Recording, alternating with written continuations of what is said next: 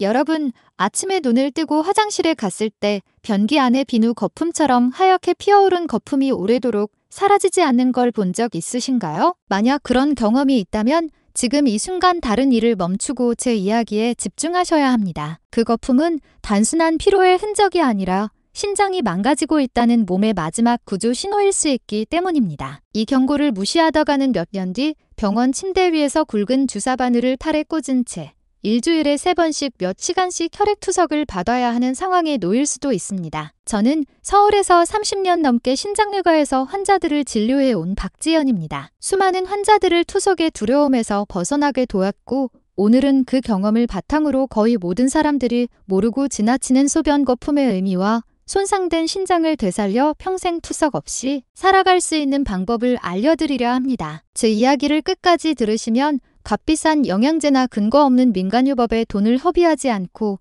일상적인 식탁에서 신장을 지켜주는 최고의 해답을 찾게 되실 겁니다. 제가 알려드릴 이 레시피는 의사로서의 제 삶을 걸고 전해드리는 귀중한 비밀입니다. 이제 본격적인 이야기를 시작하기 전에 먼저 제 가장 가까운 친구의 사례를 말씀드리겠습니다. 그는 저와 의과대학 동기였고 누구보다 똑똑하며 자존심 강한 의과 의사였습니다. 늘 바쁘다는 이유로 자신의 몸을 돌보지 않았고 제가 아무리 건강검진을 권해도 내 몸은 내가 안다라며 대수롭지 않게 넘기곤 했습니다. 그러던 어느 날 그가 전화를 걸어왔습니다. 지연아, 요즘 소변에 거품이 자꾸 생기는데 왜 이러지? 요즘 좀 피곤해서 그런가 봐.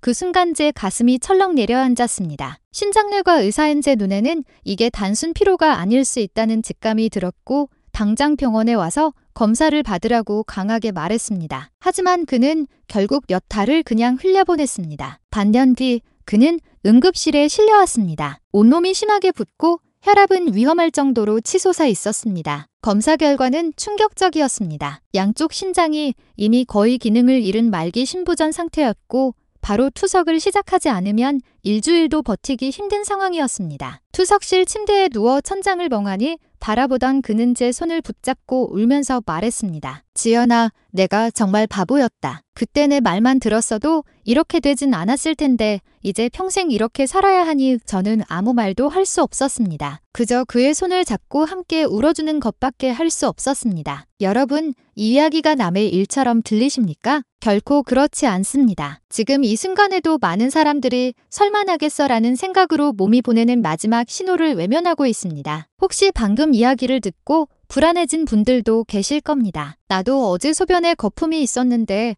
혹시 병원에 가봐야 하나라고 걱정이 드실 수 있습니다. 하지만 모든 거품이 다 위험한 건 아닙니다. 그래서 오늘 제가 집에서도 간단히 확인할 수 있는 방법을 알려드리겠습니다. 바로 아침 소변 10분 테스트입니다. 방법은 간단합니다. 아침에 일어나 처음 보는 소변이 가장 정확합니다. 밤새 농축된 소변이 신장의 상태를 가장 잘 보여주기 때문입니다. 소변을 본 뒤 바로 물을 내리지 마시고 10분 정도 양치나 세수를 하며 시간을 보내십시오. 그리고 다시 돌아와 변기를 확인하면 됩니다. 그리고 10분 뒤 다시 변기를 확인해 보십시오. 만약 처음 보았던 거품이 거의 사라지고 물 표면이 잔잔해져 있다면 그것은 단순한 산거품입니다. 소변 줄기의 압력 때문에 생긴 일시적인 현상으로 걱정할 필요가 없습니다. 그러나 10분이 지나도 여전히 비누 거품처럼 변기 가장자리에 잔잔히 남아있다면 그것은 바로 죽은 거품입니다. 이것은 신장에서 단백질이 빠져나오고 있다는 명백한 경고 신호이므로 절대 가볍게 넘기면 안 됩니다. 이때는 반드시 휴대폰으로 사진을 찍어두고 가까운 병원에 가서 의사에게 보여주며 정밀 검사를 요구하셔야 합니다. 우리의 신장은 수백만 개의 미세한 거름망으로 이루어진 정수기와 같습니다. 건강한 신장은 단백질이나 혈구 같은 중요한 영양분은 꽉 잡아두고 불필요한 노폐물만 걸러 내보냅니다. 하지만 고혈압이나 당뇨 같은 질환으로 이 거름망이 손상되면 마치 찢어진 스타킹 사이로 살이 드러나듯 단백질이 빠져나가 버립니다. 이것이 단백뇨이며 이 단백질이 소변의 표면 장력을 바꾸어 쉽게 사라지지 않는 거품을 만드는 것입니다. 결국 죽은 거품은 신장이 무너지고 있다는 신호입니다. 제가 기적의 레시피를 말씀드리기 전에 먼저 의사로서 꼭 짚고 넘어가야 할 사실이 있습니다. 한번 손상되기 시작한 신장은 생각보다 빠르게 그리고 되돌릴 수 없는 방향으로 악화된다는 것입니다. 제가 젊은 시절 존경하던 스승 한국 신장학의 큰 어른으로 불리던 장현우 교수님께서 늘 강조하시던 말씀이 있습니다. 교수님은 수많은 환자들이 신부전으로 고통받는 모습을 지켜보며 의사에게 가장 중요한 것은 환자에게 냉혹한 현실을 제대로 알려주는 것이라고 가르치셨습니다. 그분은 신장이 망가지는 과정을 브레이크가 고장난 자동차가 가파른 내리막길을 내려가는 것에 비유하셨습니다. 신장 기능이 30% 이상 손상되기 전까지는 아무런 증상이 없어 침묵의 장기라고 불립니다. 하지만 단백뇨라는 첫 경고등이 켜지는 순간 이미 자동차는 내리막길에 들어선 것이며 약물과 생활습관 관리로 가까스로 버틸 수 있을 뿐입니다. 관리를 소홀히 하면 속도는 더 빨라지고 전신 부종, 호흡 곤란, 야간 경련 같은 증상들이 나타나기 시작합니다. 그리고 기능이 15% 이하로 떨어지는 말기 단계에 이르면 결국 투석이나 이식 없이는 생명을 유지할 수 없게 됩니다. 여러분, 지금 당신의 신장은 어느 내리막길에 서 있습니까? 이제 저는 수많은 환자들을 진료하며 찾아낸 약이 아닌 음식으로 망가진 신장의 거름망을 회복시키는 특별한 레시피를 알려드리겠습니다. 바로 신장 회춘 주스입니다. 제가 말씀드린 대로 소변 거품을 단기간에 개선하는 비밀은 이 주스에 있습니다. 그 주인공은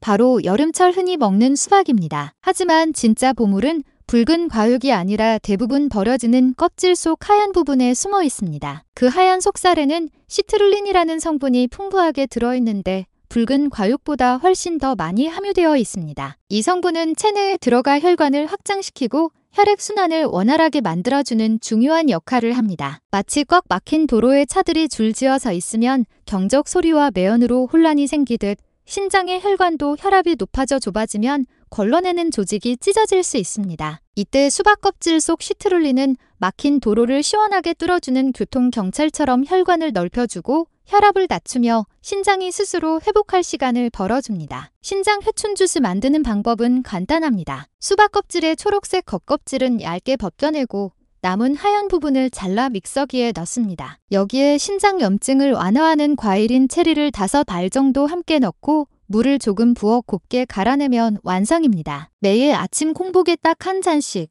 단 일주일만 마셔보십시오. 아침 소변의 거품이 눈에 띄게 줄고 몸이 한결 가벼워지는 경험을 하실 수 있을 겁니다. 단, 이미 말기 신부전에 가까운 환자라면 수박에 들어있는 칼륨이 오히려 해로울 수 있으니 반드시 의사와 상의해야 합니다. 저는 예전에 김재호 선생님이라는 환자에게 이 주스를 권한 적이 있습니다. 혈압약을 3가지나 복용해도 조절되지 않아 절망하던 분이었는데 밥 짓는 방식을 바꾸고 아침마다 이 주스를 마시도록 했습니다. 정확히 한 달 뒤 그는 활기찬 얼굴로 다시 찾아와 약 봉투를 보여주었습니다. 원장님, 약이 거의 그대로 남아 있습니다. 동네 병원에서 혈압약을 하나로 줄여주셨어요. 평생 약을 줄일 날이 올 거라곤 상상도 못했습니다. 그의 목소리에는 새로운 자신감이 가득했습니다. 여러분, 기적은 멀리 있지 않습니다. 바로 부엌과 냉장고 속에 숨어 있습니다. 오늘은 신장 회춘 주스와 함께 먹으면 효과가 배가 되는 음식들을 알려드리겠습니다. 첫 번째 보물은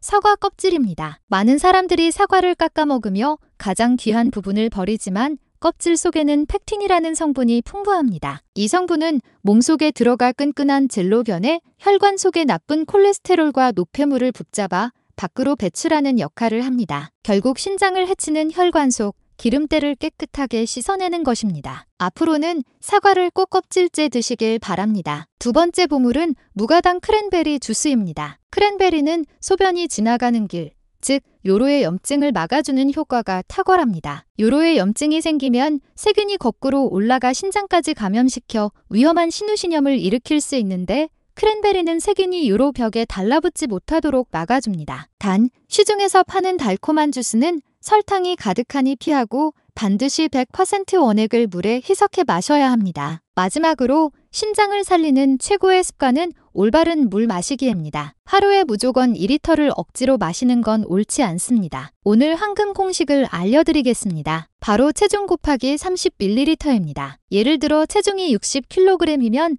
1800ml, 즉 2리터에 조금 못 비치는 양이 적당합니다. 그리고 이 물은 한 번에 벌컥 마시지 말고 하루 종일 조금씩 나누어 마셔야 하며 차가운 물보다는 체온과 비슷한 미지근한 물이 신장에 부담을 주지 않는 가장 좋은 방법입니다. 기억해 두십시오. 값비싼 보약보다 더 귀한 것은 올바른 물 한 잔입니다. 이제 여러분은 콩팥에 이로운 음식들을 충분히 아셨을 겁니다. 하지만 좋은 음식을 챙겨 먹는 것보다 더 중요한 것이 있습니다. 바로 콩팥을 망가뜨리는 나쁜 음식들을 피하는 것입니다. 아무리 좋은 물을 부어도 밑 빠진 독이라면 소용없듯 해로운 음식을 계속 먹으면서 신장이 좋아지기를 바라는 것은 착각입니다. 오늘은 반드시 식탁에서 치워야 할 콩팥 도둑 3가지를 알려드리겠습니다. 첫 번째 도둑은 국물과 찌개입니다. 한국 사람들은 따뜻한 국물이 없으면 밥을 먹은 것 같지 않다고들 하지요. 하지만 그 한 그릇 속에는 신장을 해치는 엄청난 양의 나트륨이 숨어 있습니다. 국물을 마신다는 건 신장의 거름망에 매일 자갈을 쏟아붓는 것과 다름없습니다. 오늘부터 단 3개월만 국물은 건더기만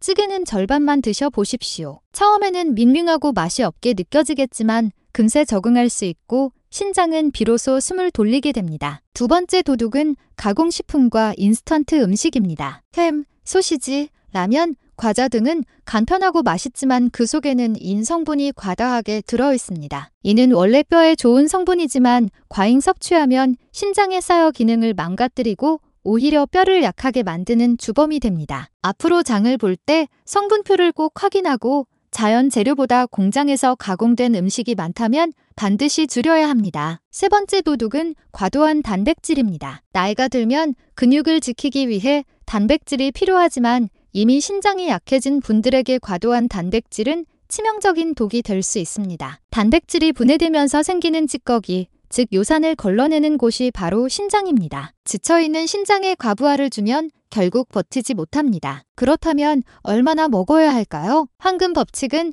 체중 1kg당 0.8g입니다. 예를 들어 체중이 60kg이라면 하루 약 50g이 적당합니다. 또 붉은 고기보다는 계란, 두부, 생선, 콩처럼 부담을 덜 주는 단백질을 선택하는 것이 현명합니다. 여러분이 무심코 입에 넣는 음식이 신장을 살릴 수도 해칠 수도 있다는 것을 기억해야 합니다. 실제로 최미경 여사님의 사례가 좋은 예입니다. 그녀는 10년 넘게 밤마다 여러 번 화장실에 가느라 숙면을 취하지 못했습니다. 낮에는 늘 피곤하고 삶의 질은 엉망이었습니다. 검사 결과 초기 신부전이었고 저는 약 대신 3가지 생활 처방을 드렸습니다. 첫째, 저녁 8시 이후에는 물을 포함한 음료를 끊을 것. 둘째, 저녁 식사는 반드시 싱겁게, 특히 국물은 피할 것. 셋째, 잠자리에 들기 전 5분간 발목 펌프 운동을 할 것. 발목 펌프 운동은 매우 간단합니다. 누운 상태에서 발목을 몸쪽으로 힘차게 당겼다가 바닥 쪽으로 쭉 뻗는 동작을 반복하는 겁니다. 이 동작은 낮 동안 다리에 몰린 혈액과 수분을 심장과 신장 쪽으로 끌어올려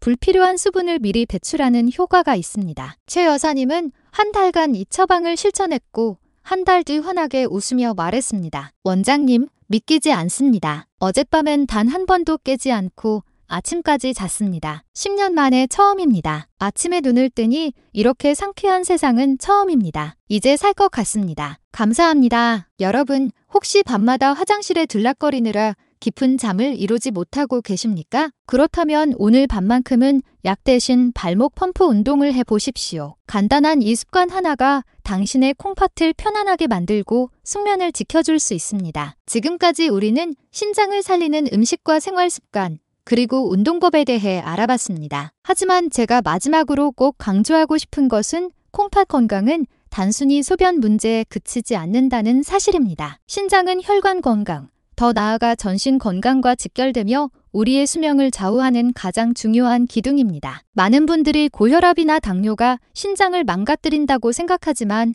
사실은 그 반대도 가능합니다. 약해진 신장은 조절되지 않는 고혈압과 부정맥, 심부전, 뇌졸중 같은 치명적인 혈관 질환을 부르는 시한폭탄이 될 수 있습니다. 실제로 말기 심부전 환자들이 가장 많이 사망하는 원인은 신장병 자체가 아니라 그로 인해 발생하는 합병증입니다. 그러므로 콩팥을 지키는 것은 단순히 투석을 피하는 차원이 아니라 심장과 뇌, 당신의 목숨을 지키는 일입니다. 저는 오늘 약이나 주사가 아닌 매일 먹는 밥과 한 잔의 주스를 통해 만성질환의 사슬을 끊고 건강을 되찾는 방법을 알려드렸습니다. 그리고 이 모든 것을 완성하는 마지막 비밀을 전해드리고 싶습니다. 그 어떤 병의의 처방보다, 그 어떤 비싼 보약보다 더 중요한 것, 바로 감사하는 마음입니다. 제가 수많은 환자들을 만나며 깨달은 것은 아무리 좋은 약을 쓰고 아무리 좋은 음식을 먹어도 마음이 불안과 원망으로 가득 차 있다면 결코 병이 낫지 않는다는 것이었습니다. 감사하는 마음은 긴장을 풀어주고 스트레스를 줄이며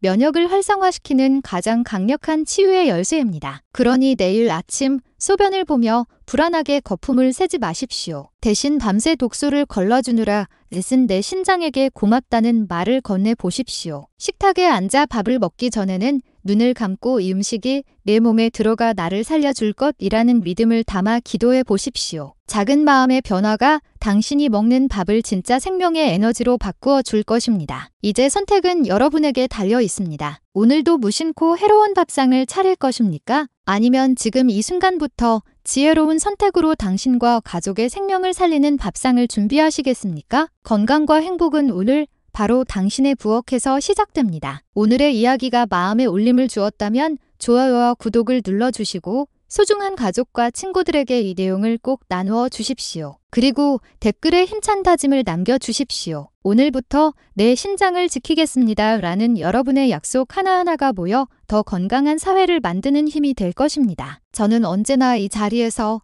여러분이 마지막 순간까지 두석 없이 스스로의 힘으로 건강하고 활기찬 삶을 살아가시기를 진심으로 응원하겠습니다. 지금까지 여러분의 평생 주치 박지연이었습니다. 감사합니다.